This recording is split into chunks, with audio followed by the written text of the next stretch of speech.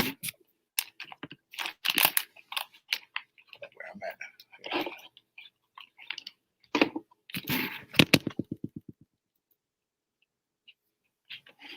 Nah, put yourself in. I don't know. Because you on already. Okay, so just play this, right? Yeah, but you have to put this up. Put this up. Do your station ID. It's all in here. Yeah, just play it. WOVU 95.9 FM, a Burton Bell Carr community radio station. Ladies and gentlemen, welcome to Her in the Huddle, WOVU's Look at Sports, featuring the First Lady of Sports, Rachel Hill. You on now? Hey, yo, what's up? Hey, it's a beautiful Monday in the city of Cleveland, and this is your girl, Rachel Hill. You are listening to Her in the Huddle on OVU 95.9 FM. We always appreciate listening to us because we got some of the hot sports talk on the radio done by women. Sometimes I have men join in the huddle with me, which is absolutely cool, but always thank you for listening to us. We appreciate you. And today I do have a special guest, and she's been a great contributor to our show. I have Ms. Natalie Turk with me from Sports Illustrated. And Natalie, how are you doing today? I am doing well. I'm tired, but I'm doing well. How are you?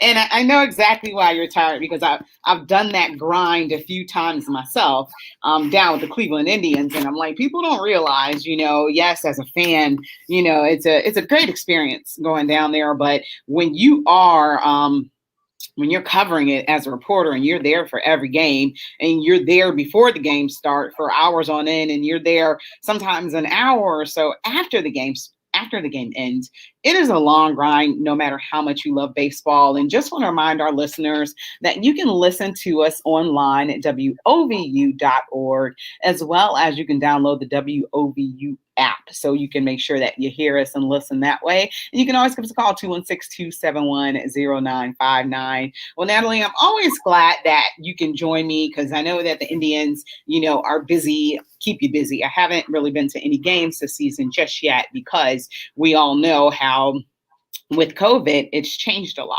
So with that being said, a lot of the interviews are Zoom. There's no locker room access anyway. So if there were some special people that you might have wanted to talk to, you have to make a special request. You just can't go up to them in the locker room. So that has definitely changed how sports is done right now. And, it is what it is. And with the advent of everything opening up, things could be different very soon. There's not going to be any locker room access, though, for the rest of the year for the Indians. There's not going to be any locker room access for the Browns, but there will be locker room access from the Cavs, and then, so on and so forth. So things will slowly start to open up, which is a good thing. So did you do anything fun this weekend other than going to this game?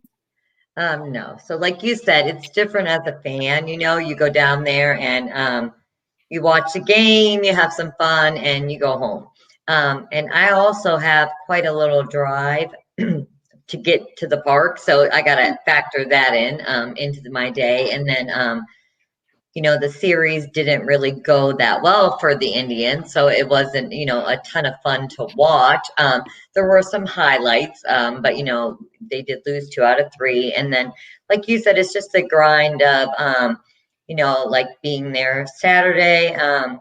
It was a 4:00 game, but it didn't get done till later. And by the time I got home, then you have to be there at 11 in the morning on Sunday, and I didn't get out. So it's just the, not complaining, but it's definitely, to the average person who's not aware of it, it's not as glamorous, I think, as people think. So.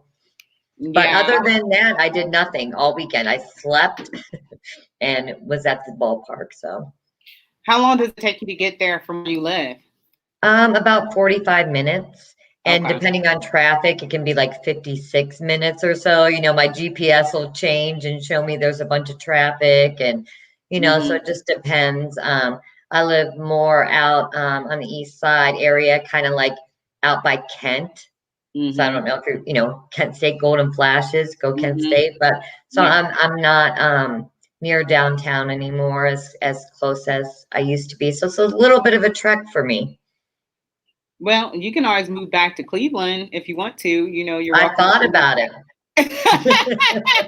You're welcome to come on back, especially, since you're with Sports Illustrated. And if you start covering some more teams, because, this Indians thing it's just going to lead to more opportunities for you and bigger and better. You might be here all the time. So it might be something that you want to consider, because I will tell you, going into the pandemic, I was 5,000 miles over my lease. Wow. And that was combined with working, coming to the station, and then a lot of times after I was on air, I would go to the Cavs games and Indians games. So that was putting a little extra miles on my car. So the pandemic did give me a chance to catch up on my mileage. Thank you, Lord, because I didn't want to have to pay extra for the miles I went over. And I did 5,000 miles 5,000 over when I had only bought 15 per year. So I do buy the extra. But yeah, when you're doing as much traveling as I was doing, I was on the downside of my downside of my miles. So I was able to catch up. So, but like I said, you're going to be here more often, and what you're doing with Sports Illustrated is going to lead to more opportunities. So you might just want to think about, coming back headed this way. Cleveland is up and coming. Well, that's right. And I would love to move back to the city. I have a house here that I lived in forever, so I could think I'll just keep that maybe. And then, I could, stay down in Cleveland sometime or whatever. I really was thinking it like a couple of nights when I'm tired. I'm always like, why don't I have somewhere downtown that I can just stay, So that's definitely a thought. And thank you. I do hope that, me covering the Indians this season for Sports Illustrated will lead to more things for me, because I am an avid, I write for the local sites anyway, for the Cavs or the Browns, I just haven't covered them on a bigger level like Sports Illustrated. But I'm a type of person who just hits the ground running, and I'm ready to do whatever it is, whatever's up next for me. So I appreciate you saying that. Yeah, absolutely. And anytime you got to come crash, the Playgirl Palace is always open. Oh, I like that. Yeah, it's a certified checkpoint on Facebook too. Georgia said we look great on 50-inch TVs. Thank you, Georgia. Hope you're doing good, and it was a good weekend. But yeah, it's a certified checkpoint, the Playgirl Palace. You can look it up and check in. Oh, I like that. I will. I'm gonna look that up. The check-in. I like it. I did not know this.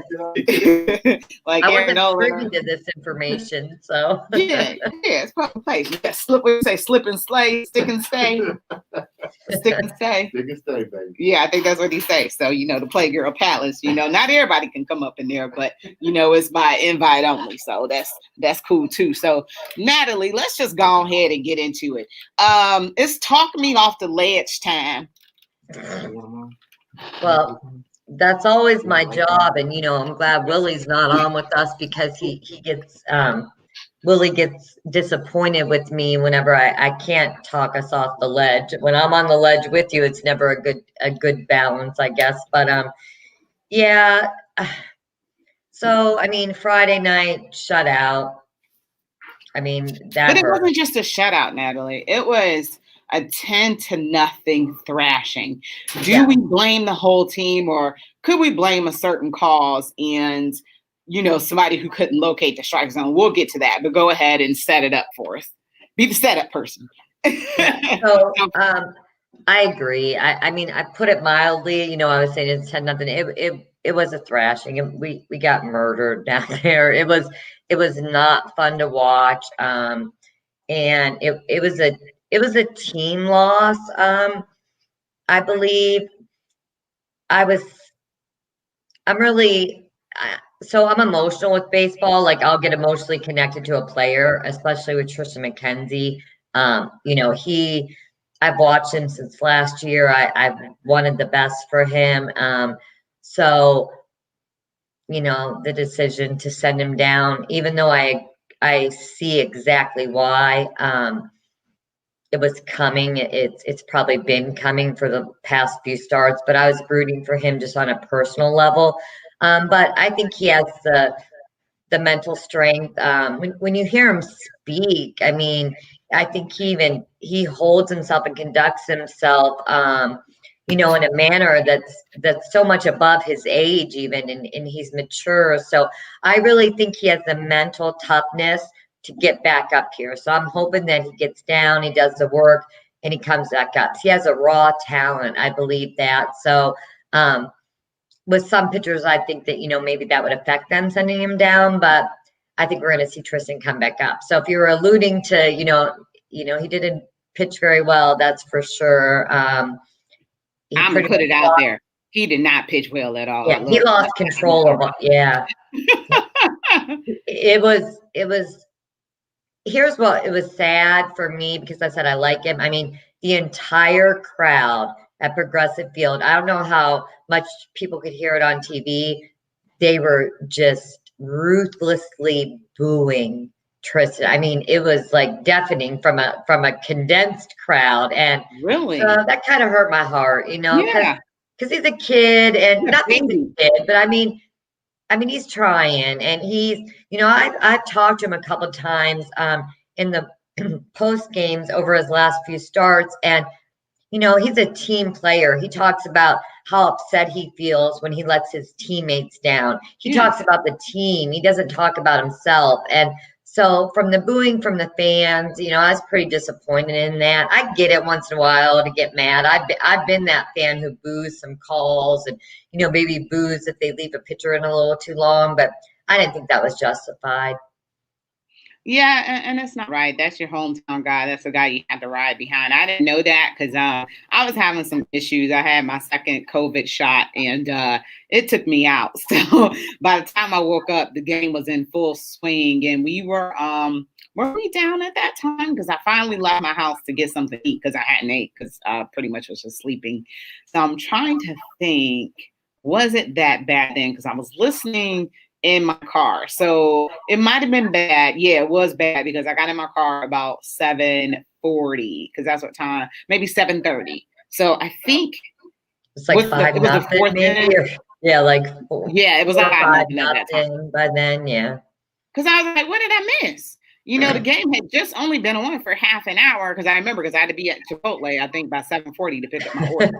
So that's how I'm like remembering. I was listening on the radio, like, okay, what's going on? You know, this is the Minnesota Twins, you know, the worst team in the AL, in AL Central, for whatever reason. You know, they're really good at hitting home runs, and yeah, the bats got to them. But you know, it breaks my heart to hear that the home crowd was booing their home pitcher, no matter how bad he was stinking it up, something you don't do. And I'm very disappointed in our fans. I think part of it is, you know, not saying they had any right. I think that there was so much excitement, especially with his start last year, his first major league debut. Yeah, that was great. 10 strikeouts and like 6 innings of work. And, you know, it was just magical. So you dream of other things on the horizon. But one thing is that people kind of forget was COVID ravaged season. This did not let your youngest players in Major League Baseball develop. Remember, they took away minor leagues as well. So you have so many, there's been so many missed opportunities to develop these players. There wasn't an option to send them down anywhere last year. So people forget about that. In a 162 game season is, yes, it's for veterans, but it's also for the youth, for these kids to learn how to play baseball. And, you know, he missed out on that. So it's like, you know, he went from AA to the big leagues. So he skipped a step. It's like a kid who's getting promoted. They skip a grade.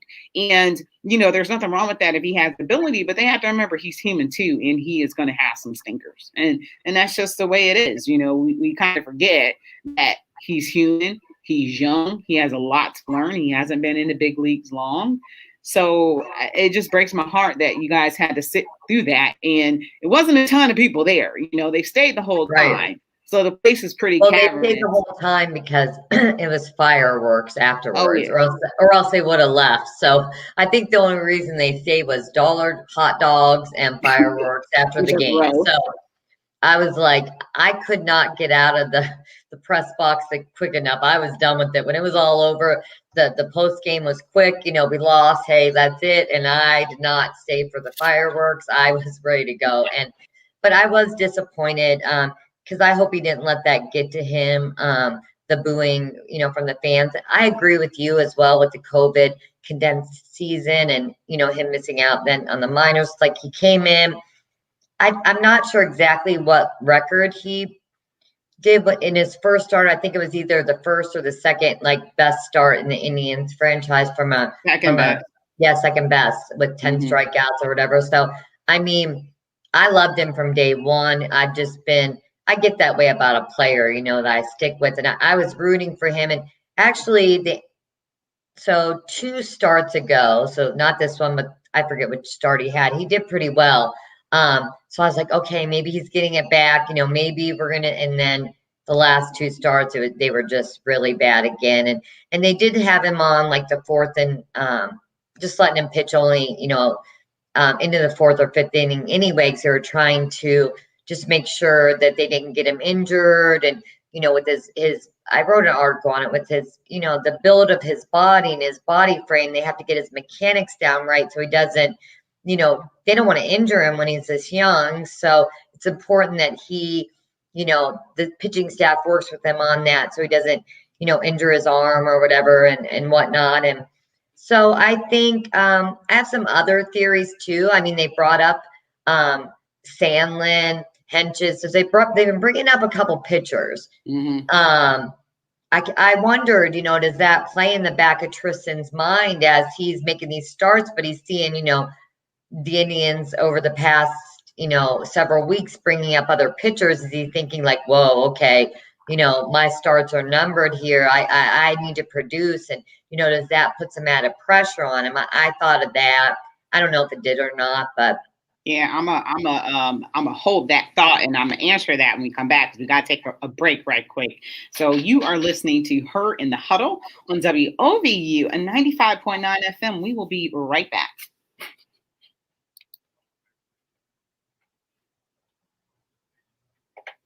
In applications for patrol officer until Sunday, May 30th. A career in the Division of Police offers a competitive salary, great benefits, job security, and opportunities for career advancement. We are seeking a diverse group of young individuals who are motivated and who represent the people we serve and protect. To speak to our recruiting officer, call area code 216-623-5233. Again, it's 623-5233. You can also visit the City of Cleveland's website for more information. Thank you, and we look forward to receiving your application.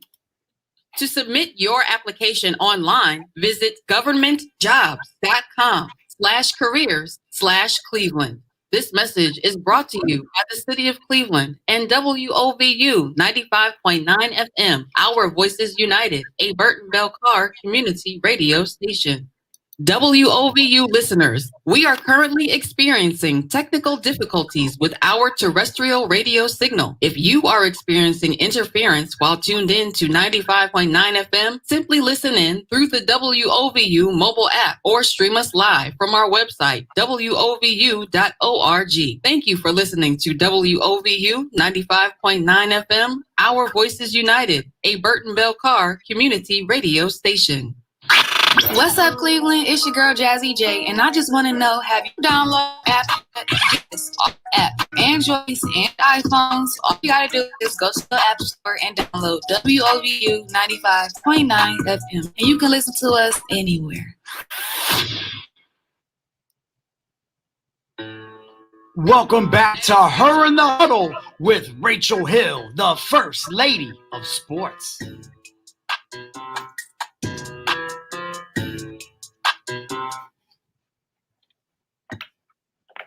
Hey, yo, and we are back. You are listening to Her in the Huddle on WOVU 95.9 FM. Nate said once the Rangers left at the end of the third, when the Rangers were down 3-0, we won 9-3.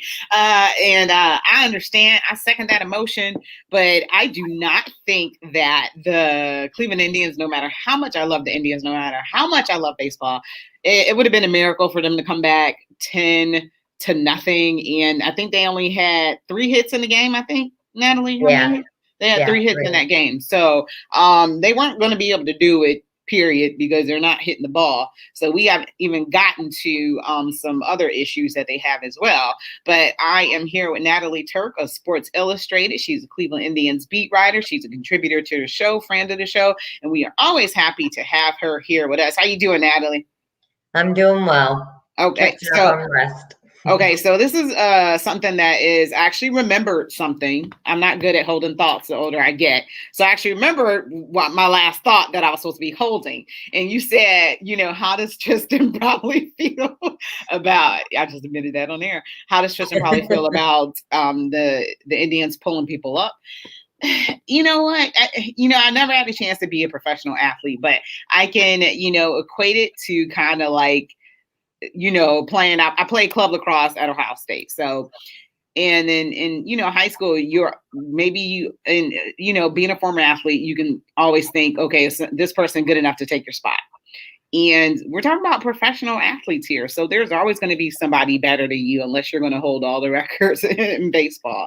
So I think, it's healthy. I think it's something that can help him grow. And he also has to, have some self-actualization as well about the job he was doing. And it wasn't good. And then you go back to the Seattle start as well, where he had a chance to, I don't know if I told you, but it was a baseball rarity in which you had 2 Black starting pitchers face each other in baseball. And it's been years since it happened, about almost 3 years. And then I couldn't find the time before that. We know that baseball is about 7% Black players. So, and then having Black pitchers is a rarity itself. But you had 2 Black pitchers pitch against each other. So Justice Sheffield, the Seattle Mariners, and Tristan McKenzie, the Cleveland Indians, and Justice got the better of Tristan as well. And it wasn't a good start. And what's happening now with our starting pitching is they're going down deep in these holes very early in the game. And we just don't have the offense to be able to pull it out. And that was the thing with the game on Friday. There was just no offense. And the Twins are the worst team in American League Central. So I'm just flummoxed about what's going on with the team. And then it was like we led in the AL Central for like a game or two, and then it went right back down. I know. So Natalie, what is going on with this team?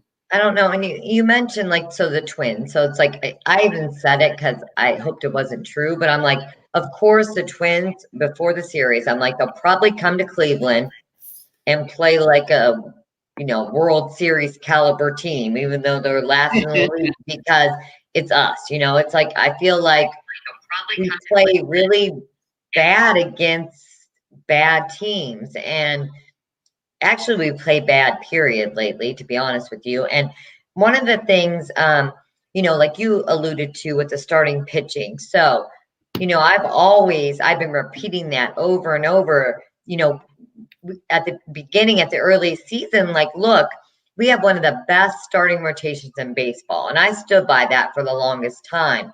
And then when that starting pitching rotation started to become very shaky, our, lackluster, for lack of a better word there, offense can't keep us in these games. So, we were just barely skating by with the starting pitching when they were doing well toward the beginning of the season. So it was keeping the Indians, in games because the offense wasn't there. The offense inconsistent. Some nights, they may score 7 or 8, but that was a rarity. So that our starting pitching was getting us there.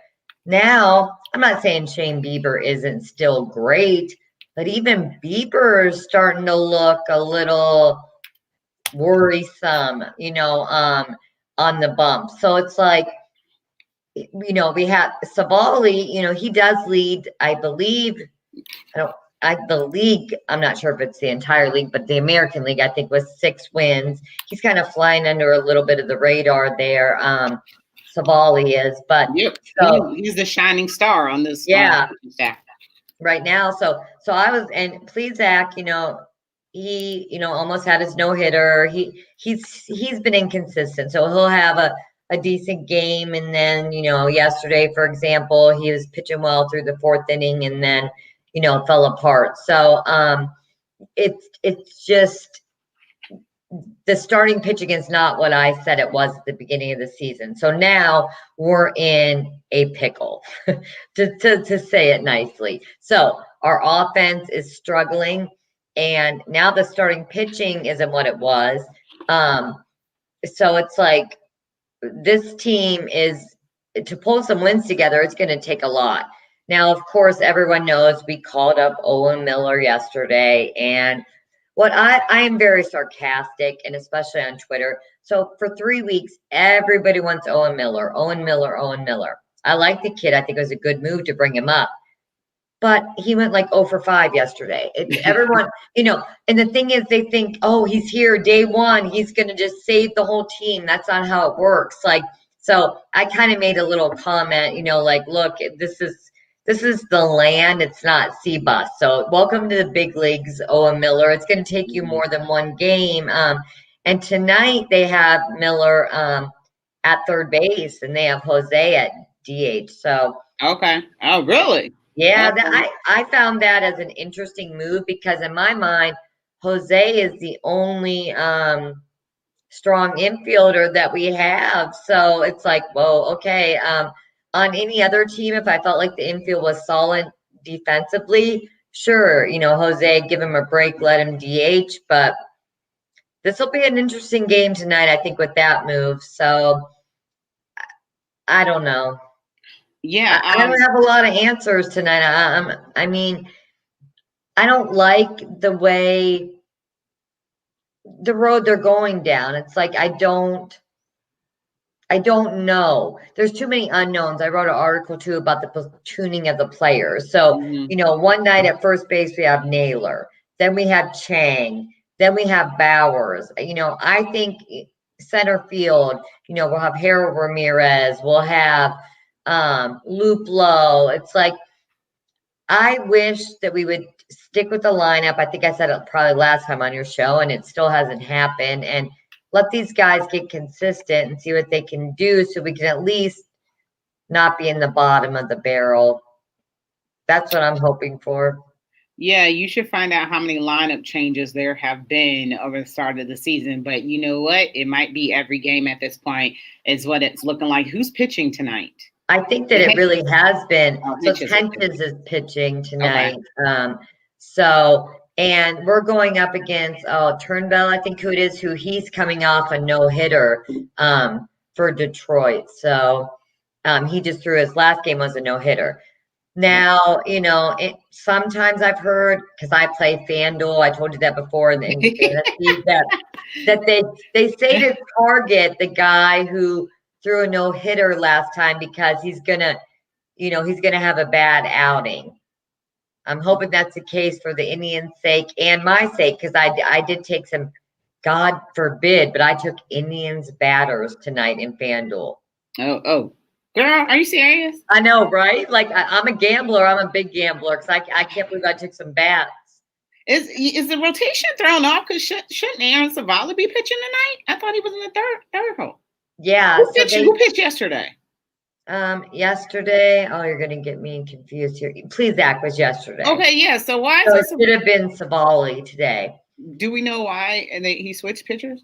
No, I believe that question was asked, and I believe, and I don't want to be quoted, I have to double check, that Tito had mentioned that there's going to be some changes going forward based on the fact that Tristan's spot now hasn't really been named to be filled. So I don't know if that's going to be like a bullpen type game. And the bullpen was utilized a lot last night because Plesac didn't make it, past the 4th inning. So I don't know if he's moving Savali back till tomorrow because we don't have a lot of bullpen relief. You know, I'm not really sure what the thinking is behind it, but right now there hasn't been named a replacement for Tristan.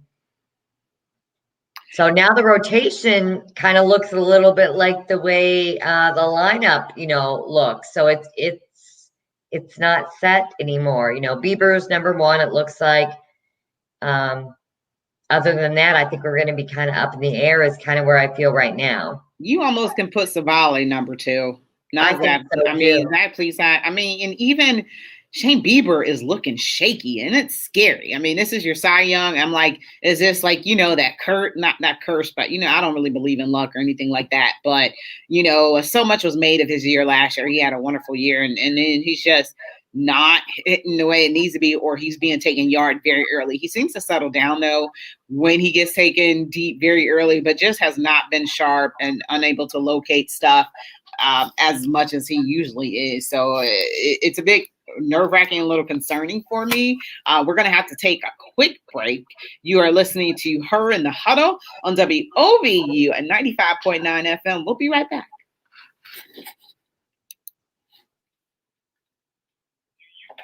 More about COVID-19 and the vaccine? WOVU is bringing you a special broadcast this Thursday, May 27th, from noon to 1:15 p.m. in partnership with the United Black Fund of Cleveland, the Greater Cleveland Association of Black Journalists, and the National Institute for African American Health. This discussion will be moderated by Kevin Chill Hurd, with opening remarks by United Black Fund's Executive Director, Cecil J. Limscomb. Learn more about COVID-19 and the vaccine from our panelists, featuring registered nurse Levita Ewing, Dr. Gregory Hall, founder of the National Institute for African American Health, and First Sergeant Michael Johnson of the Ohio National Guard and Ohio Military Reserve. Tune in this Thursday, May 27th, from noon to 1:15 p.m. on our live broadcast, streaming on WOVU.org and on our free mobile app. Don't miss out on this important discussion on COVID-19 and the vaccine, brought to you by the United Black Fund of Cleveland, the Greater Cleveland Association of Black Journalists, the National Institute for African American Health, and WOVU 95.9 FM. Our Voices United, a Burton Bell Carr community radio station. WOVU listeners, did you know you can call us during any live show? Did you know you can ask questions or your comments live on the air? If you didn't know, now you know. Call WOVU request line at 216-271-0959. Your voice is our request. No one says it like you. You're better than the rest. Call us 216-271-0959. Questions, comments, complaints. We want all that and the kitchen sink. This is WOVU. Our voices united. We can't do it without you. Call on through. All right, welcome back to Her in the Huddle on WOVU and 95.9 FM. This is your girl, Rachel Hill, the First Lady of Sports, and I'm here with Natalie Turk of Sports Illustrated, a contributor to our show. We're always so happy to have her to talk a little baseball with us. And because WOVU is experiencing technical difficulties, please feel free to download the WOVU app so you can take us on the go, as well as go to WOVU.org as well to listen to us online. And there should not be any issues there. So we always appreciate you listening, chiming in. We are on Facebook Live via StreamYard as well, All Sports, All Plays Network. So they have us and they're helping us with StreamYard. And Natalie, how are you today? I'm fighting the sun. What's the weather like down there in Kent? Huh? What's the weather down there like in Kent? Beautiful. It's sunny. I think it was like almost 80. So it was nice. Oh, okay, good. Yeah, tomorrow's supposed to be 90 degrees. Wow. I didn't hear that. Yeah, I saw it on the news. But, sometimes I'm like, I don't believe the weather people because you never know how it's really going to end. Some days they're like, it's going to rain and it doesn't rain at all. So I'm like, I don't really know what to believe. I always say that would be like, I don't want to make any meteorologists upset with this, but I just joke and say, how can you have a job where you can just like be right or wrong all the time? Like, I love it. We live in Northeast Ohio. So they'll be like in the winter, hey, we're forecasting 6 to 12 inches of snow in the morning. It's going to be a messy commute. I wake up in the morning and it's like, we dodged a bullet, everybody. There's no snow. And I'm like, well, how did you just get that all wrong? So or it's, clear skies. I think, I forget which day it was, maybe Sunday, no rain or anything. And on my way down to the ballpark, it was raining. So I'm like, meteorologist, I should have went and did that. I'm kidding. Yeah. I mean, it's all, those what is it, Doppler 3 or whatever. So I'm like, I guess there's always room for error with the weather and stuff like that. But you're right, getting paid to always be wrong. But, I always make a joke. Yeah, at the end of the day, but it's a right joke and it's funny though. Yeah, I'm kidding to all meteorologists. I don't want to get, I'll get hate. Yeah. Especially they got the AMS. They're good. They could care less, so they fine. But yeah, that is when you think about it though. Sometimes I think about stuff and I'm like, you're absolutely right. But who really knows what it's gonna be? Right. Nobody knows. Yeah, science, I guess they make the best guesstimate, but you had said earlier in the show that, you had thought that pitching was a strength of this team, and everybody thought that. Natalie, you're not alone in that. I thought that too. Do you think that Shane Bieber possibly could be injured? I've thought that a couple of times. I really have, and I didn't ask him that, of course. I've wanted to a couple of times, but he's went through, he told us after his last outing that it was more of he called it a me issue. So he said it has to do with him right now. And I'm not really, I don't really want to read into that, what that means. Either, it's something he's working on, he said it was a me issue. So right now, one thing I do know about Shane is he is very dedicated to his craft of pitching.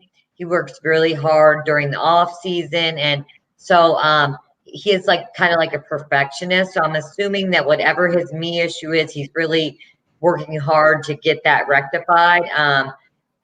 I don't believe like you said, in football, they'll have those sophomore slumps. They say that Baker, so Bieber, was Cy Young. And then this year, maybe he's going to fall down from that. I'm hoping that's not the case. And I think he still has it, just something's going on. And to your question, I've thought it probably at least a dozen times, is he hurt?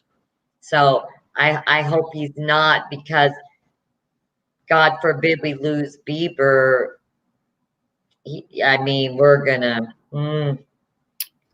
Yeah, that is because we lost Franmil Reyes, so that DH, he had been performing pretty well for us, so we've lost him for 7 to 8 weeks. Yeah, with the oblique strain. And remember, we're already down our catcher. Roberto, Thank you, Roberto. Yeah, so we're down him as well. So I'm like, this team can't take much more. And you talked about, is it Johnny Miller, right? The new kid.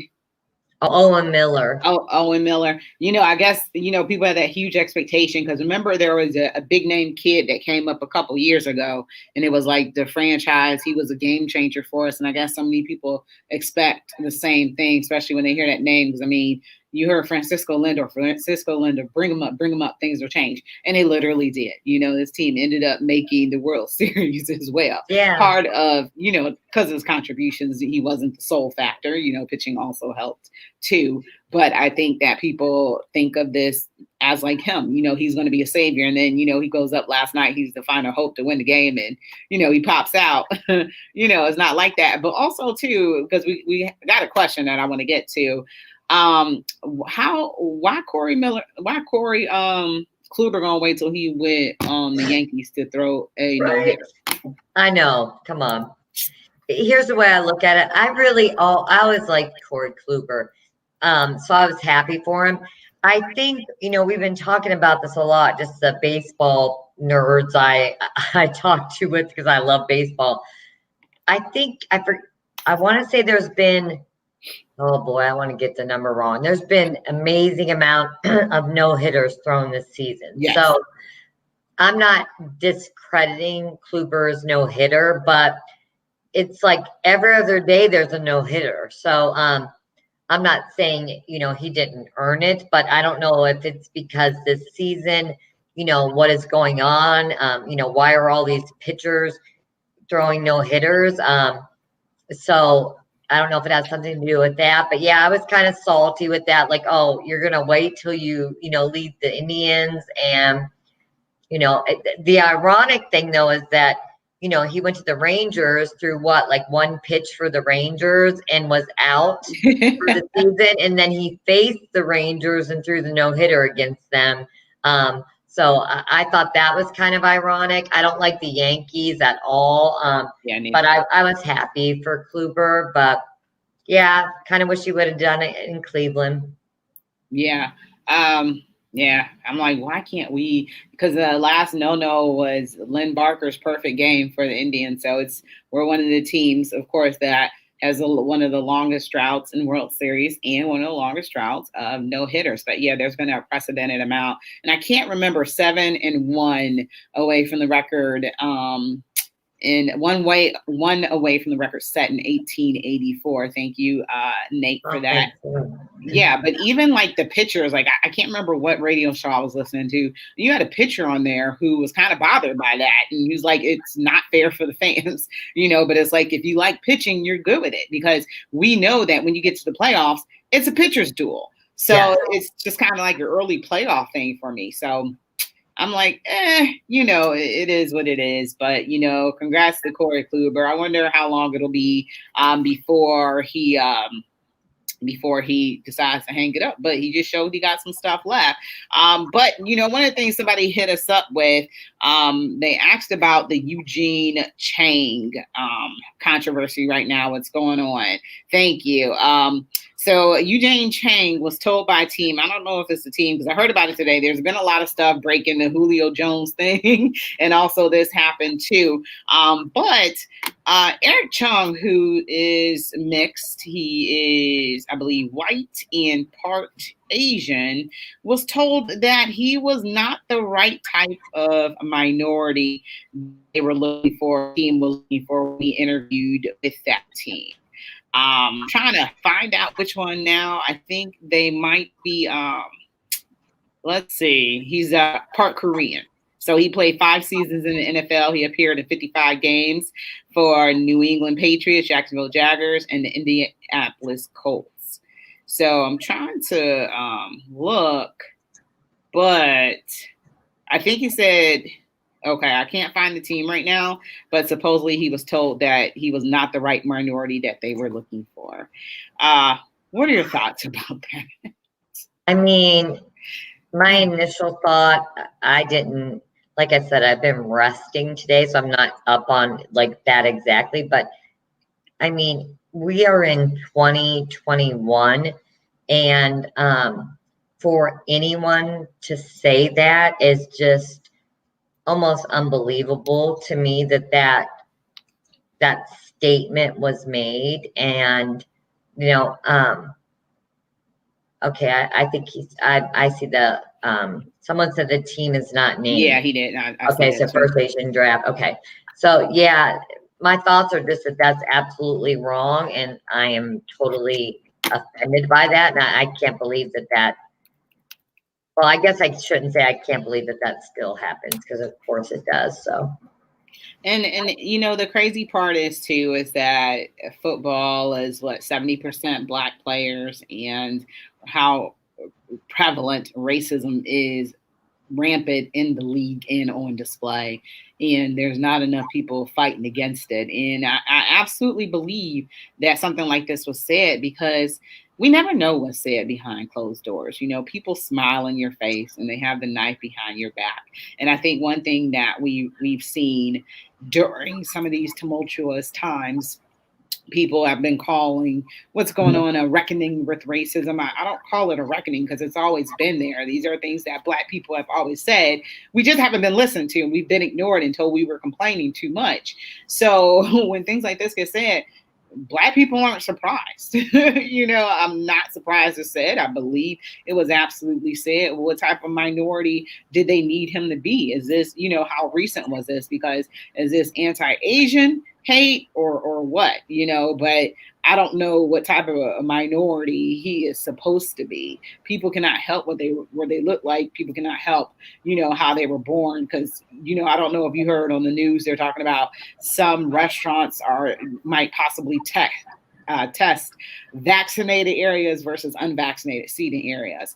And somebody wrote, well, they used to have white only seating areas. And I said, this is somebody who's anti-vax, obviously.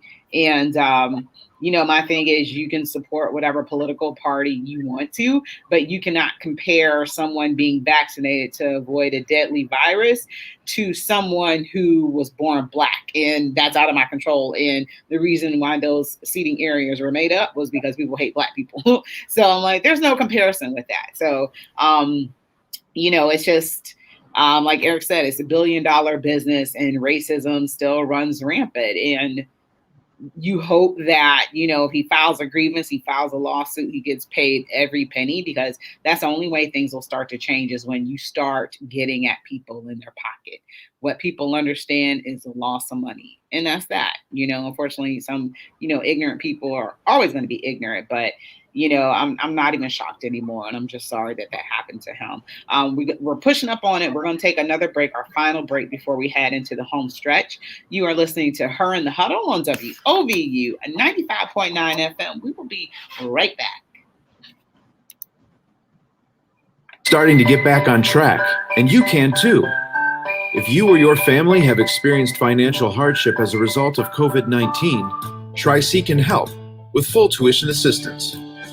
Safely get the in-demand degree or training you need with online and on-campus classes. Go to tric-edu to check out our programs and resources. So, what are you waiting for? Register now for summer classes. Tri-C is where futures begin. This message is brought to you by Cuyahoga Community College and WOVU 95.9 FM, Our Voices United, a Burton Bell Carr community radio station.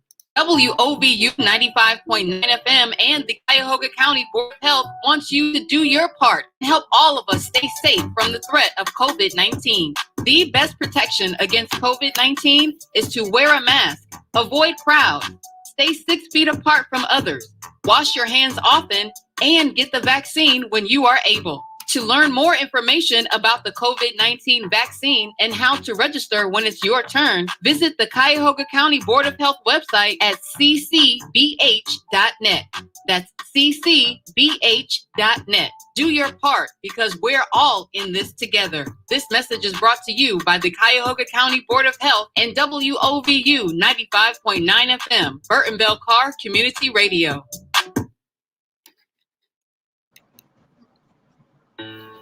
Welcome back to Her in the Huddle with Rachel Hill, the First Lady of Sports.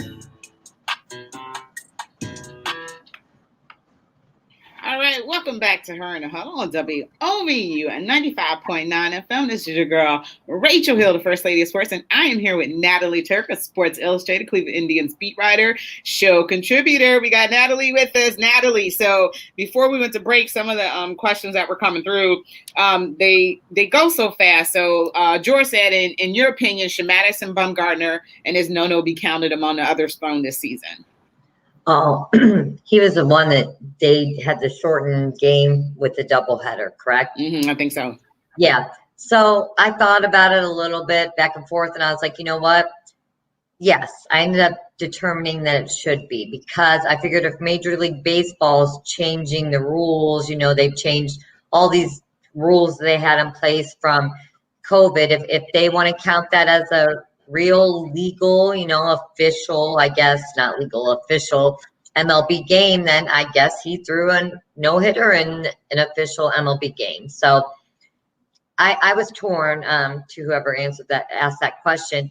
I went back and forth. I'm like, well, it wasn't the complete game but then I thought, well, hey, Major League Baseball made this rule and he technically pitched an official entire game. So I guess I would have to say it would be counted. Yeah, and you can't hold that against the actual pitchers. They're out there doing their job, so can't keep moving the goalposts. Nate, can you put up the questions that Aaron asked? Okay, opinion on the Colorado Rockies. Do you think they can turn it around? What's going on with the Colorado Rockies, Eric? I might need to know. All I know, because I play FanDuel, is that the Rockies hit well at Coors Field because the ball travels crazy in the Colorado air. So that's all I really know. So as far as if they can turn it around, sure, they play in Coors Field, so that's what I'm gonna say. I think he's telling us. Oh no, talking about the NFL still. So I'm just gonna give a little info inside. Like I said, they have a great hitters park, so I'm gonna say yes, just based on my FanDuel gambling. That's all I have to go on there. Yeah, thanks, Eric. Appreciate those questions. Man, we talked all Indians. We got 5 minutes left. Let's hit a little bit of NFL. So today was a big thing with Julio Jones saying. So did you saw what happened or hear what happened? Sure, Eric, I will. Did you see what happened? Where? Well, no. You have to bring me up to speed a bit. I saw it on Twitter trending, so I read a little bit, but I didn't get on that, So what happened with Shannon Sharp on Undisputed, the show he hosts with Skip Bayless, calls up Julio Jones and put Julio Jones on speakerphone and pretty much asks Julio, about his status with the Atlanta Falcons. And Julio Jones was like, man, I'm out of here. Shut up, no way. So to be fair, though, supposedly Julio has made it known to them that he wants to get out of Atlanta before he announced on the radio, but everybody's coming at as a shock. Like this was the first time it was mentioned, and people are like, that's bad journalism on Shannon Sharp for not saying, hey, we live on air. But I'm like, most of the time, if you follow shows like that, you already know what time they're on. Oh, yeah. Yeah, Monday through whatever, Monday through Friday from whatever time to whatever time. So right now the controversy is if he knew or not. But a lot of people have been talking today about whether or not the Browns should make a move for Julio Jones. Should we add him into the wide receiving core? And if so, what would you be willing to give up? Because it's probably going to take a first round pick and other players as well. And the Cleveland Browns, we know that they value those first round picks. So what are your thoughts about that? I mean, I think he would work well with Baker. Mm-hmm. I mean, he's a deep ball passer. So, but like you said, at what expense? I mean, would I like to see him play for the Browns? I would. I think I agree with that, but I don't know what they would have to give up, to get Julio. So if we're gonna say, I don't know who they would get rid of. I mean, the picks are what's important right now. So, but I kind of like it. Just you springing me on it for a minute. I think he's a good asset. I mean, I don't know if you agree with me on that. I mean, I'd like to have him. I mean, tap him. And which player? Julio? Did you Julio? Okay, yeah. So probably they'd have to give up either Donovan Peoples-Jones or what's the other kid? I can't remember. What is that other kid? Another receiver, and possibly maybe Anthony Schwartz, who they just drafted. And possibly a pick, but Julio Jones is 32, has some injuries he's battling through. But when you think about them running a 3 wide receiver set with Jarvis, Odell, and Julio Jones, that's Super Bowl for me because Baker's going to be spreading that ball around. No, we do not want Julio going to Baltimore. We got to No, we can't get past him already. And they said the Ravens are Colts. No. Those are all bad. We're not trying to help other teams here. We're trying to help ourselves. Yeah, I heard that Julio said he didn't want to go to the Cowboys, though. He made that clear. So, and a couple of Cleveland sites were putting up just different scenarios as I was looking. Like somebody some sports sites were saying like just straight up Beckham for Jones. Now, no way. I don't agree with that. So they can't do anything with Odell this year because of that injury. So they can't trade him. They can't get rid of him or nothing. So that's not. It doesn't even. I don't know why they would even like put that up there. So okay, someone said, do not make a move, Cleveland Browns, for Jones unless the offer is worth a player. Atlanta, in my mind, is asking at least a player and a second-round pick. So I guess if we had to give up like a second-round pick and Peoples-Jones, would you think that was good or? Yeah, what player is the key? But that's our time, Natalie. It's 6:55. It went so fast. Talking Indians, I know. So we are done. Sorry.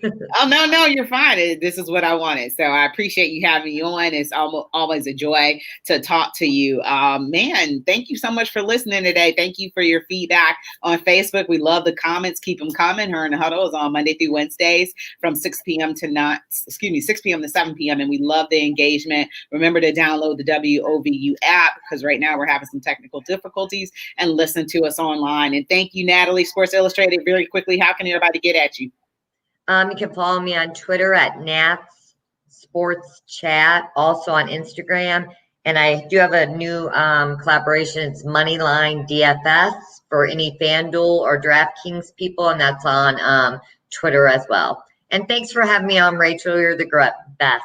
All right. Thanks so much, Natalie. And you have been listening to another episode of Her and the Huddle on WOVU 95.9 FM. Make sure you keep it locked here for Cleveland CSC 216 CSC. And we are out of here.